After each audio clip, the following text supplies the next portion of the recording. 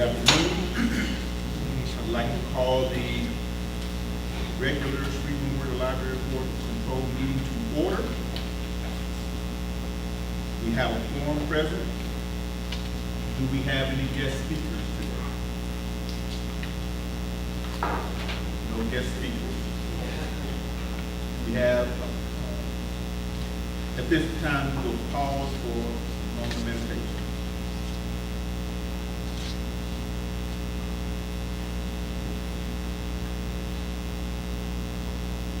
Thank you.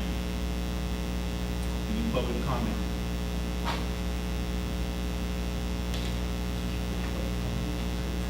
I'd like to get a motion to approve the agenda as it is printed. So moved. Second. Been moved and second that we accept the agenda as printed. All those in favor signify by saying aye. Aye. Any opposed? Motion carries. Everyone, hopefully got the minutes in advance.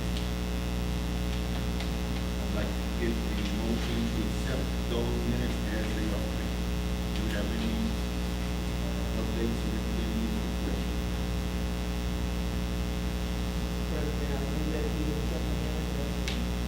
Second. Then move second that we accept the minutes as printed. All those in favor, signify by saying aye. Aye. Any opposed? Motion carries. Can I remind them to speak into the microphone? Yes, the audio, sorry. So if everybody just pull your mic a little closer. At this time, with our unfinished business, the ad hoc nominating committee has met and developed the slate. Ms. Bell, can you present that slate so that we can move? Yeah. Okay, the board officers and committee report for 2025. Board officers, President John Howard, Vice President Roy Murray, Parliamentarian Richard Abrams, Secretary Treasurer Veda until we get an executive director. I'd like to present this slate to the members to be voted on. Okay, the slate has been presented. Move approval. Been motion that we approve the slate that has been presented. Then seconded. All those in favor of accepting the slate that's been presented, signify by saying aye. Aye. Any opposed? Ayes have it. Motion carries. Now that that slate has been approved, Ms. Abrams, we're good for 2025. I'm asking. Larry. What we're good for 20? I don't think we're good. Now that we accepted that slate, those officers will serve for 2025. Right. Yes, sir. Just want to make sure all is in order. At this time, we will have updates on the executive director search from the appropriate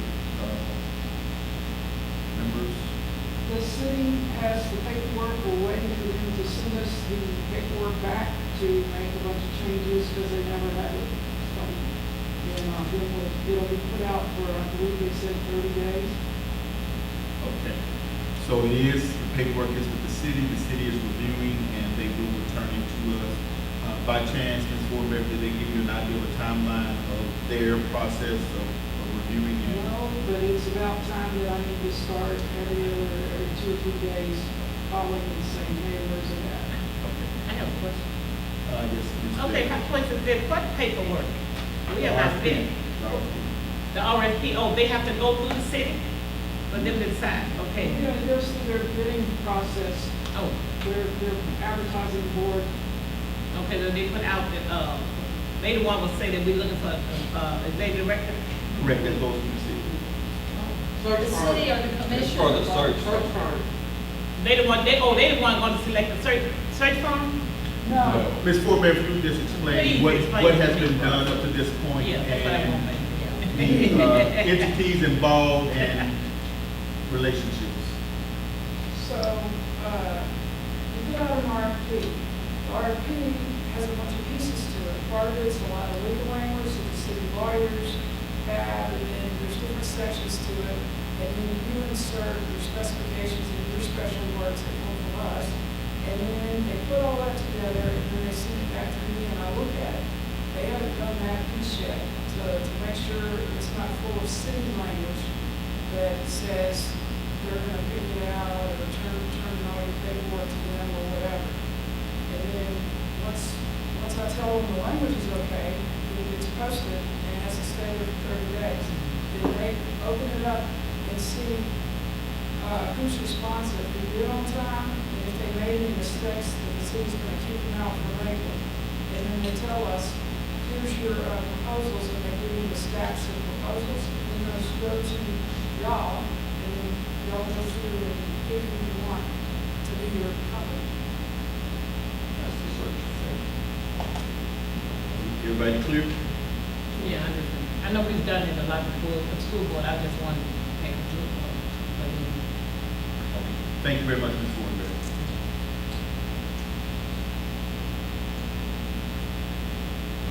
Now for new business, the committees for 2025. You should have a copy in front of you.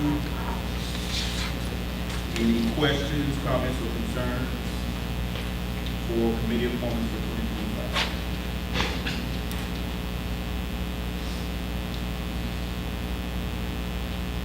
Can I get a motion to accept the 2025 committee selection for Shreve Memorial Board of Control?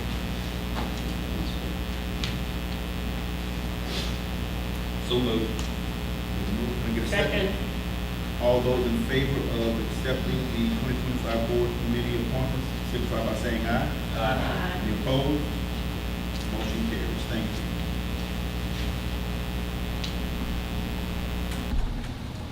We now have a report on our 5-year statistical data. Mr. Schaefer.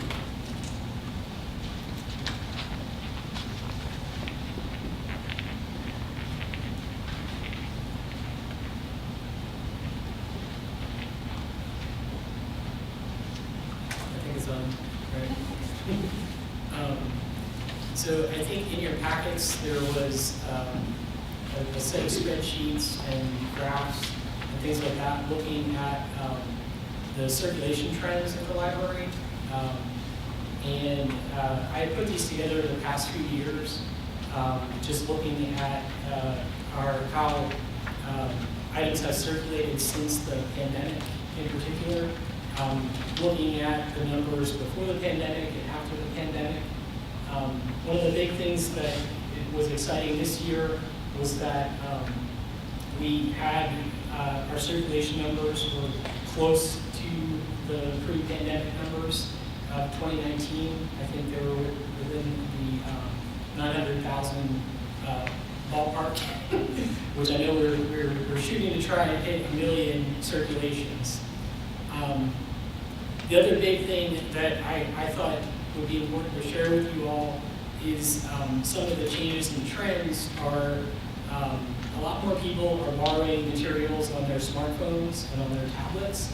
I don't know if any of you are familiar with using Libby or Overdrive and Hoopla. That's how a lot of our patrons are now borrowing materials. In 2019, the electronic materials only accounted for 22% of our circulation. And in 2024, this last year, they accounted for 38% of our circulation.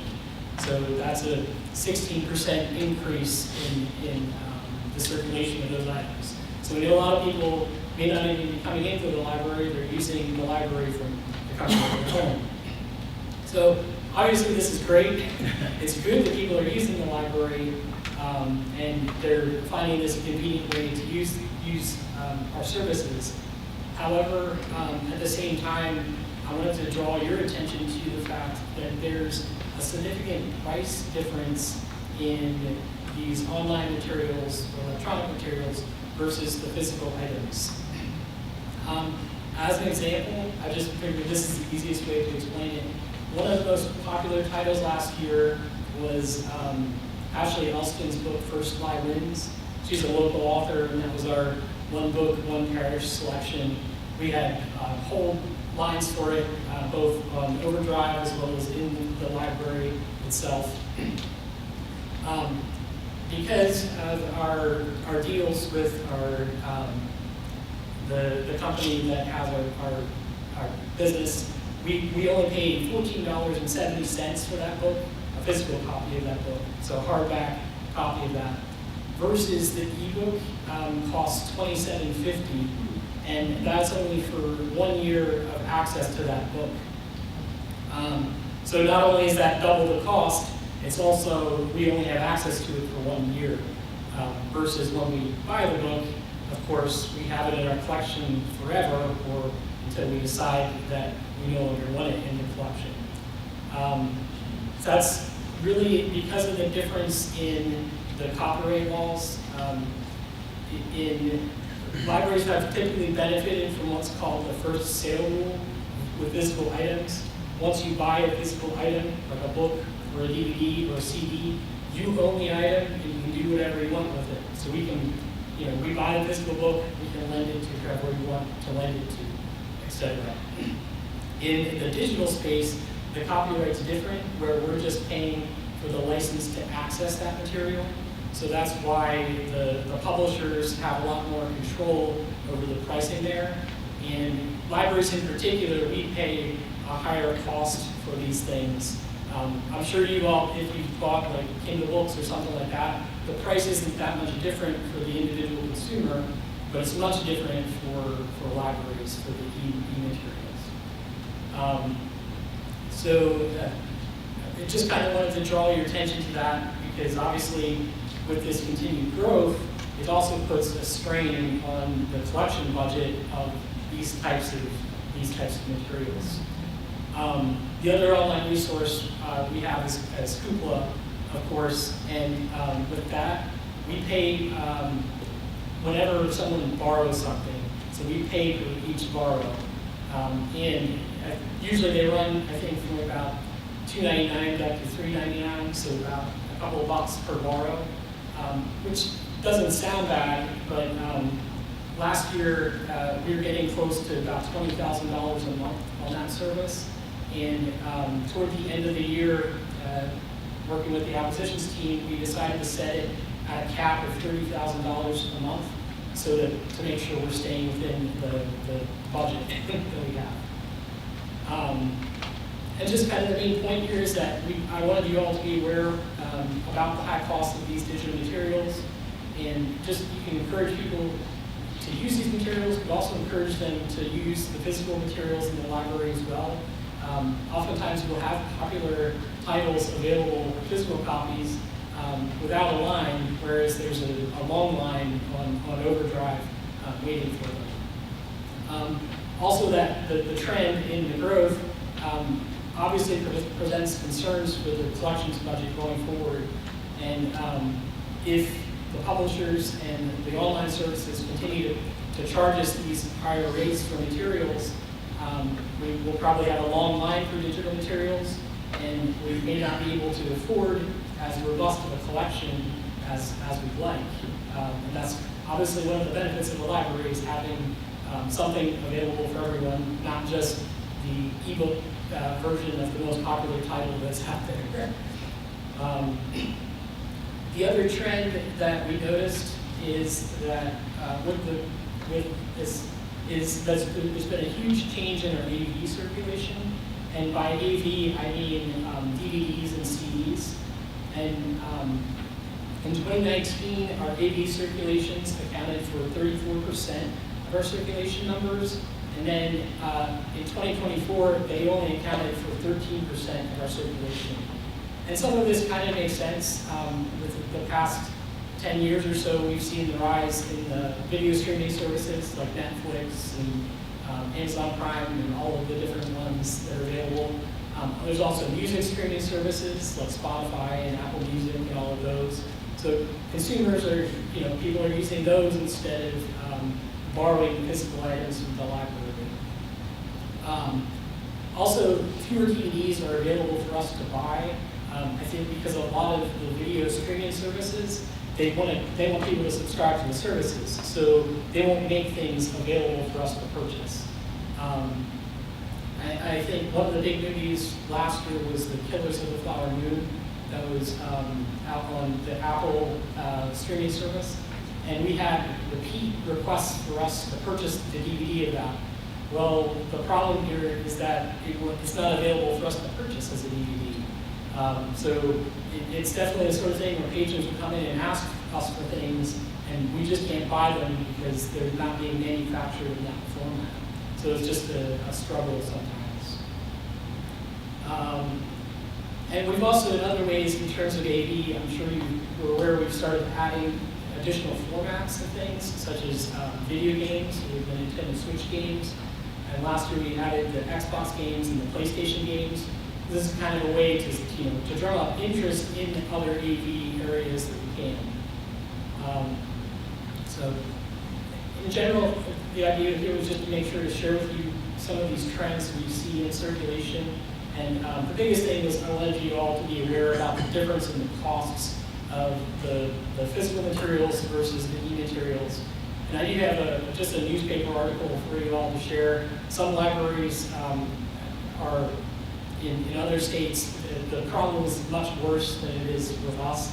And the AP just had a story not so long ago that was talking about this and how these libraries aren't able to afford any of these e-materials because of how high the costs are. So I just figured I'd share that with you all, and just wanted you to keep you abreast of kind of the situation with these things. And we're always available if you have any questions. So, thank you. Thank you. Any questions? Thank you for the report. Sure. Thanks. We'll now have a report on the resuming of the CIP project. Mr. Pelton? Yeah.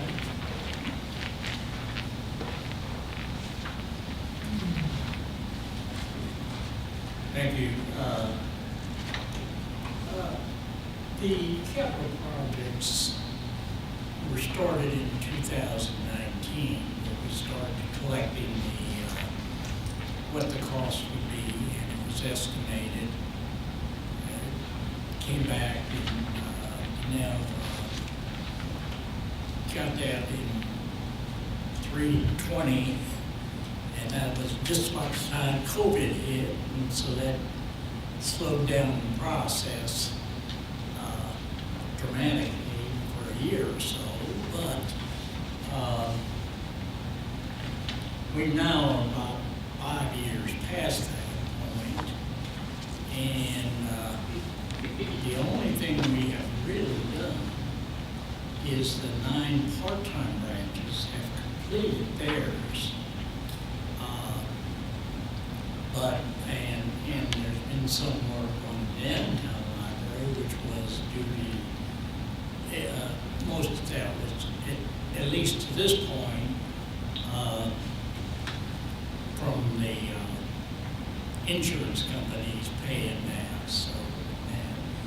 And I've been talking to John about getting this started for the last couple of years, and he said, yes, last year, in the fall, we're going to get this started again, but of course, he passed away and that doubt that, but we do need to get that. The estimate was $10 million in 2020. Obviously, that is going to be dramatically increased. So what we have to do, we have to take the projects from the 2019, update all of them, and because COVID may have changed it. Also, there was things like replacing roofs, replacing the roof at the downtown library, and things like that, that actually the insurance paid for that, so that's not there. I talked to Janelle Wright, because we need to get an updated quote. And in order to do that, we need to meet with all the branches and update what needs to be done. And there's like repair items that have already been done and other ones that may need to be done. So the staff and us will do that hoping that we can get that done by the March meeting, because obviously this needs to be presented to the board and to come up with a new cost figure, which I think will be fine, but my estimate off the top of my head would be that we're talking about 14 million, but we'll get that done, and then once we get all the meetings with the branches done, the Dell will go over it, set out the program of what we're going to do, and give us the estimated cost for all those items. And that. As far as the cost, you know, our fund balance for December 31st, 2023 was $32 million. Now, we have to have money because like last year in 24, we did all the expenditures between January and December, but we don't get 95% of the thing, the ad valorem tax until December through March of this year. So, you know, we have to. Now, our budget last year for expenditures, or for this year, 2025,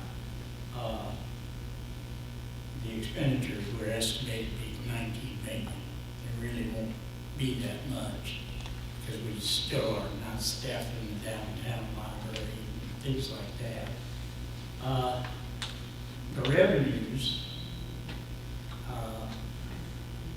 for, you know, 32 million, December 31st, 23, that would probably grow by $2 million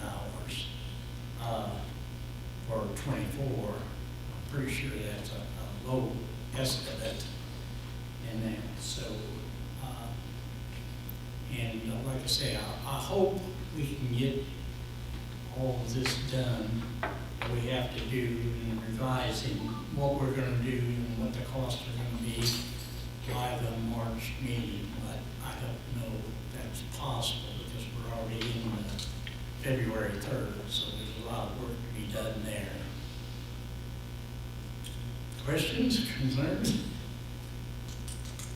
So these are projects that were decided upon a while back, but because of things coming up, we've been unable to complete some of those projects, and due to the time that's passed, materials and so forth have increased. Yes. But certainly, we look forward to you providing an up-to-date document that shares what projects are still remaining and what those estimates are, and hopefully have an idea of some timelines. The downtown branch in particular, I look forward to at the next meeting, seeing where we are, what has occurred up to this point and what remains. I know there's been a lot of back and forth due to various reasons, but again, we certainly look forward to a detailed update at the next meeting. Does anyone from the board have any questions at this time about the projects and funding and so forth? I have one issue, and that is, it's not the projects. I need help as far as knowing what all of these acronyms are. When I see something that says CIP, it took me about 10 minutes to figure out what you were talking about. So I appreciate it, staff, but you know, when, instead of using it, I know, you know, capital improvements plan, I know what it is, but it's going to take me a while to know all the different things that you talk about in the library that's normal to you also. I appreciate it if you would not use them so much, or just say what it is, and so until I get used to it. I appreciate it, but I understand what's going on. Thank you. Okay, thank you. If there are no other questions, again, we'll look forward to an update report at the next meeting. Thank you. Thank you, Mr. Coach. This time we will move into our reports. Ms. Sutton, Library Services.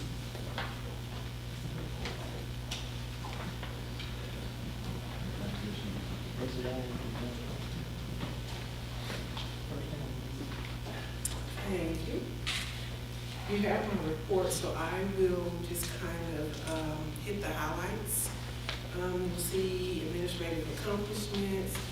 I will say that we've approved the 2025 travel requests from employees.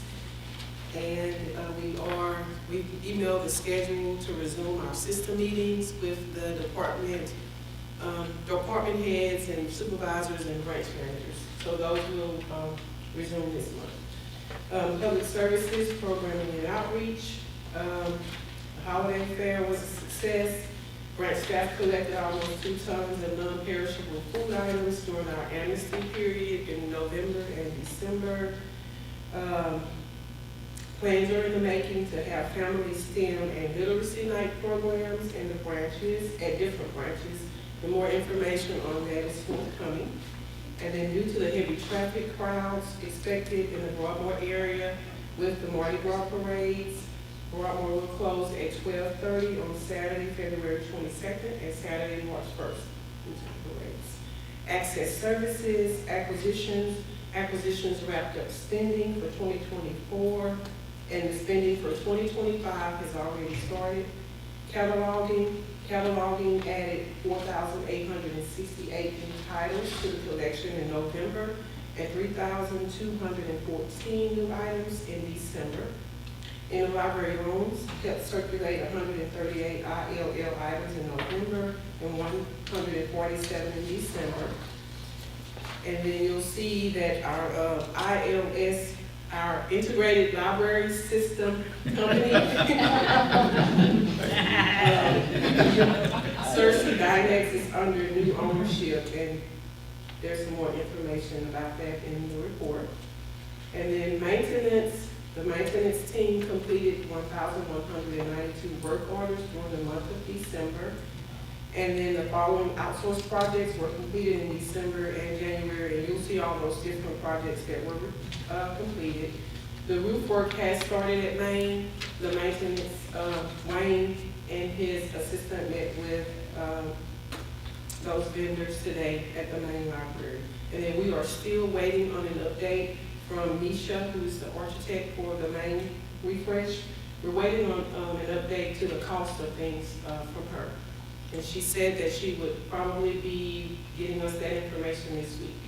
So, any questions, concerns?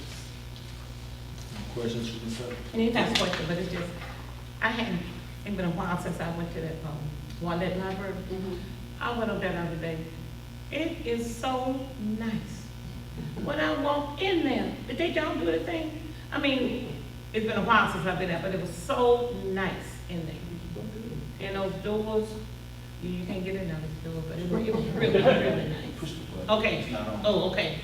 I'm just saying that I went to Walnut Library and I hadn't been there in a while, but it was so nice when I walked in there.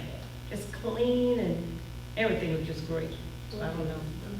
And speaking of Walnut, former branch manager Wanda Hall, she's retired, and we had a retirement celebration for her at the branch last Wednesday, and it was a great turnout.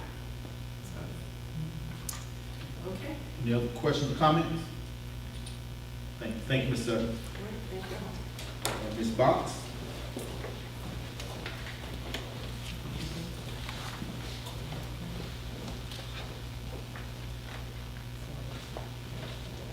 Okay. Hopefully I don't have any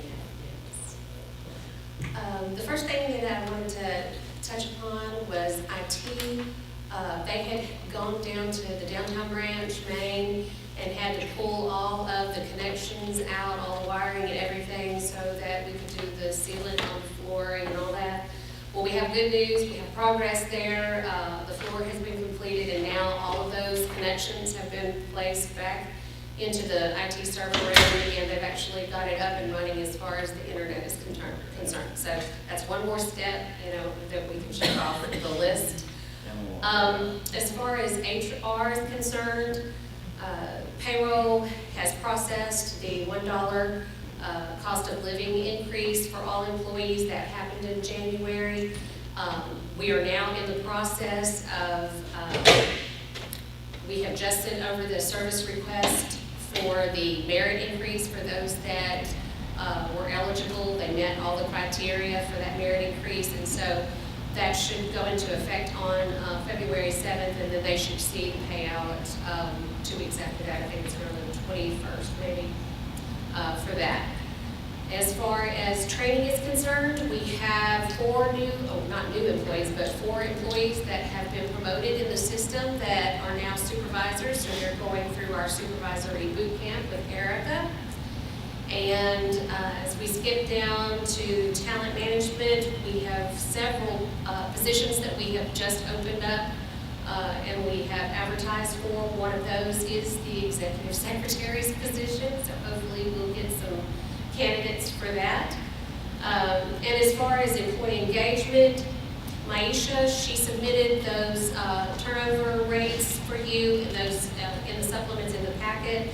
Unfortunately, she's not here today. She's out ill, but she said she would be watching, so if you had any questions or wanted something explained, she said she would be taking notes and definitely have those reports back to you next time we meet. And then the last thing on the HR is, of course, the summer internship program. And I just want to tell you right now that the HR team has been working extremely hard to get this program back up and running and been working really diligently. And I think, Shalonda, did you want to share just a few things about where we are? We're going to advertise in February.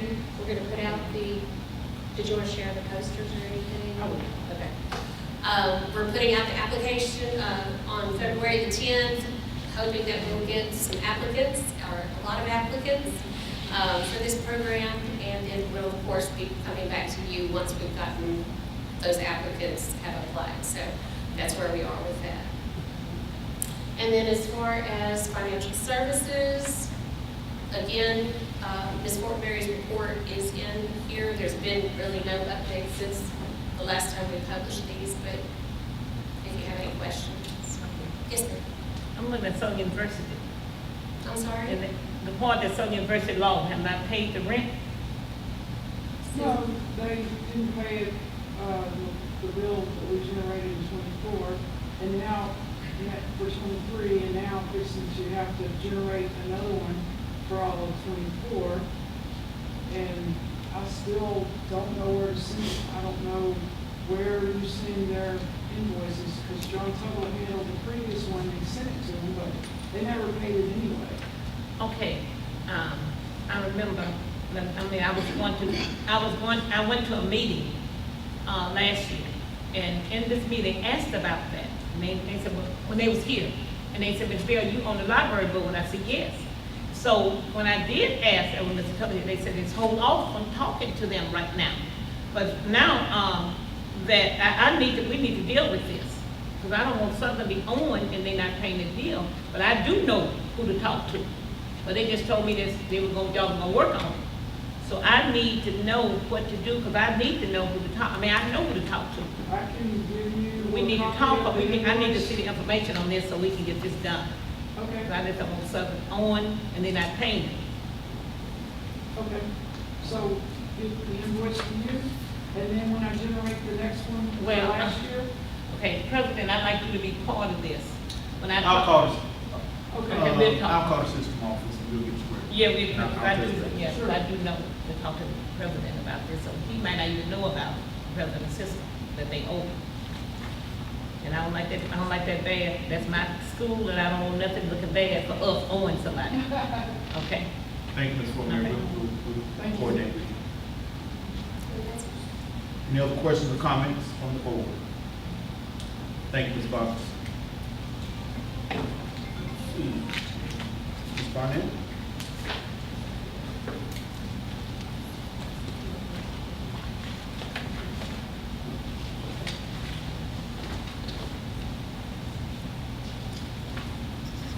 Good afternoon, everybody. Before I give my report, I do want to point out that I have our marketing and public relations assistant, Kaden Nelson, with us today. He's running the camera. He has been a great addition to our marketing team. He is coming up on a 6-month evaluation, and I just want to introduce him to you guys. He's amazing. So for my marketing report, every year we do a marketing communications plan that outlines our goals and our methods of how we're going to promote the library throughout the year. So my report is basically just a review of our last year's marketing group. You all have a copy of this, so I will not read you every single detail, but I will hit some highlights. We did a great job in promoting the library and building awareness for the library. We had the most positive media mentions since I have been here that were tracked by the library. So that was a great thing for us. We had a total of 526 tracked media mention, and that is earned media mention, that is not paid advertising. That is the media covering the library's activities, doing stories on it, going for interviews, just helping promote it and get the word out. That's through TV, digital, online presences, radio spots, print stories, all of that together. So I was really excited about that. We also increased our number of subscribers for our e-newsletter, which has a 35% open rate, which is amazing. That is more than a third of everybody that gets a copy of that e-newsletter is opening it up and at least reading it. They may not read everything, but at least they're clicking on that email. So I think that's wonderful. Our social media also was very strong in 2024. I'm kind of sad because we had the most growth in our TikTok account. But as we all know, TikTok is now technically banned, so we are not posting any more TikTok content at this time. But if that law ever gets rescinded, we may resume it. But so all of our social media numbers are there. We did great. The only one that we did not do so great in would be on X, but that's because everyone is leaving X, so that was to be expected. Also, we did not do as much paid social advertising on Instagram, so our reach there was down as well. Our traffic to our website decreased in the number of visits. However, the number of unique visitors increased. So we had more people going to the website, they just weren't going as often, but we increased the number of people who actually went to our website, so I think that's great.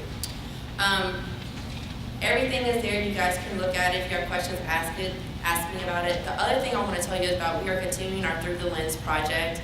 We just finished the 2 videos for the North Shreveport and Moortown branches. Those videos are available on our YouTube channel as well as the library's website, so if you haven't checked them out, I encourage you to do so. Hollywood made me cry, but these 2 made me smile from ear to ear. I love them, and you can just tell how much the people that we interviewed for these stories love their libraries. It is amazing, and so we're super excited and grateful to the foundation for providing us with that grant to get this project going.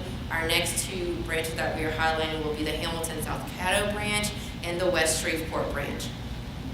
And speaking of the Library Foundation, the Library Foundation Board is actually meeting right now, so all of our meetings got rescheduled and booked on the same day. So Jeanette is handling that, but the foundation right now has just submitted a grant through the Women's Philanthropy Network to help enhance our summer reading program and also to provide additional funding for the family and STEM literacy nights that Deonce mentioned earlier in her report.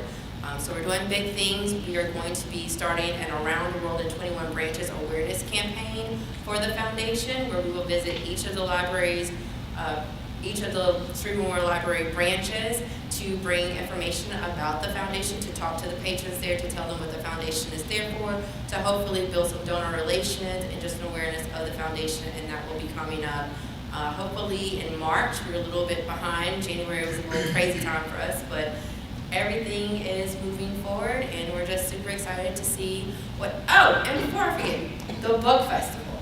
So, contracts have been signed, so I can actually tell you who our headliner is for the Children's Book Festival this year, which I'm super excited about.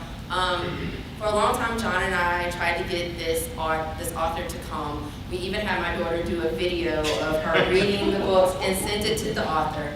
It didn't work, but John has done some magic in heaven, because this year I'm happy to say our headline author is Rachel Renee Russell, who is the author of Dork Diaries, and she will be bringing her daughter Nikki along with her, who is the illustrator for the Dork Diaries series. So I'm super excited to have them as our headliners for our Children's Book Festival, which will be coming up on May 3rd and you'll get all the information about that going forward.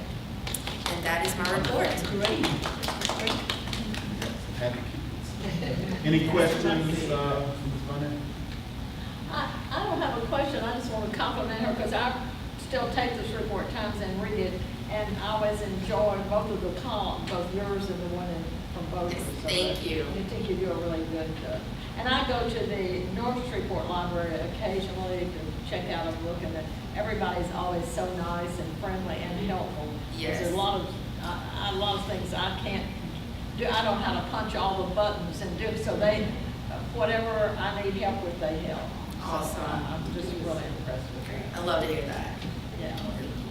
Thank you, thank you. All right. A lot of reports, a lot of information. Is there anything that wasn't said that needs to be said? I thought there may have been a hand that was raised. We did have some. We have some things to share under miscellaneous. All right, we will now move into Ms. Lane. Okay, the one thing, Gina and I would like to just make you aware of, with the recent changes at the government level, some at the state level, we had a meeting with Michael Goldrick. He's the one who came from the state library and met with you all. He suggested that we may want to look at our anti-racism and equity, diversity, and inclusion policy, and consider using some different terminology instead of EDI, so that he said that way we're not really targeting, setting ourselves up to be targeted. So I don't know if you want a policy review committee to meet to come up with some, other terminology, but he suggested that we probably need to make that change.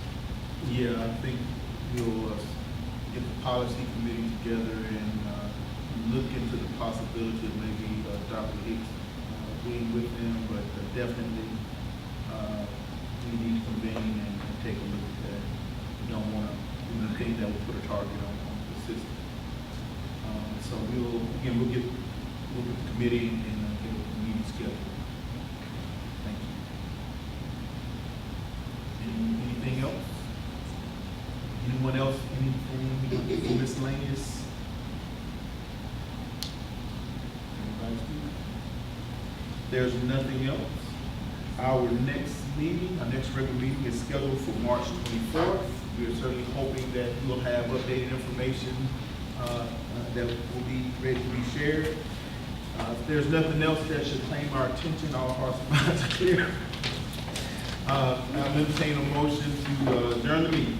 I also move that we adjourn the meeting. Can I get a second? Second. All those in favor of adjourning the meeting, signify by saying aye. Aye. Any opposed? Meeting is adjourned.